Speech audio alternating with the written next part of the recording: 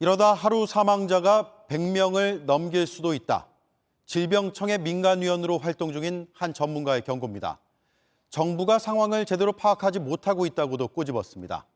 이 경고는 그저 경고에만 그치지 않을 수도 있습니다.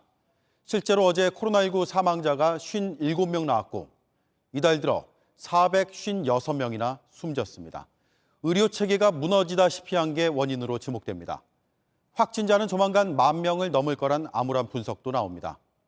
거리두기, 백신, 중환자 병상, 그때그때 땜질할 게 아니라 K방역 전체를 대수술해야 하는 시점으로 보입니다. 먼저 윤영탁 기자입니다. 지난달 1일 정부가 단계적 일상회복을 시작한 뒤 코로나19 확진자 숫자는 4배나 넘게 늘었습니다. 1,000명 안팎의 환자들이 매일 병상을 찾지 못하고 있습니다. 그래도 정부는 여력이 있다고만 했습니다. 1만 명 정도까지의 확진자들을 견뎌내는 중환자실까지는 저희가 확충을 할 수 있지만 질병관리청은 최근 예측 자료를 통해 확진자 숫자가 이달 말 8,000에서 9,000명대, 다음 달 말쯤 10,000명을 넘을 걸로 예측했습니다.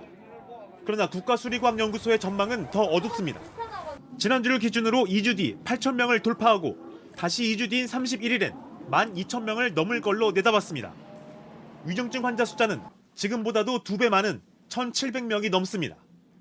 정부가 방역 대책을 지금 그대로 유지했을 때의 상황입니다. 그런데 다중이용시설의 영업시간을 제한하고 사적 모임 규제를 강화하면 12월 말 예상 확진자 숫자가 3,100명으로 떨어집니다. 다른 연구팀의 전망도 비슷합니다. 현재 일상회복을 이어가면 확진자 10,000명 돌파는 시간 문제란 겁니다. 전문가들은 정부의 결단이 필요하다고 입을 모읍니다. 거리두기를 강력하게 진행을 해서 2주 안에 확실히 꺾어놓고 그다음 이제 서서히 거리두기를 완화하면서 시간을 벌어야 되거든요. 방역 조치는 짧고 굵게, 대신 피해 보상은 확실하게 해야 한다는 지적입니다.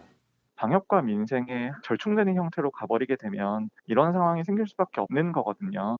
정부는 수차례 특단의 조치를 예고하고도 여전히 고민만 하고 결단은 주저하는 모습입니다. 방역 상황을 냉정하게 평가하고 확산세를 신속히 차단하기 위해서 필요한 조치들을 폭넓게 논의하고자 긴급회의를 소집했습니다.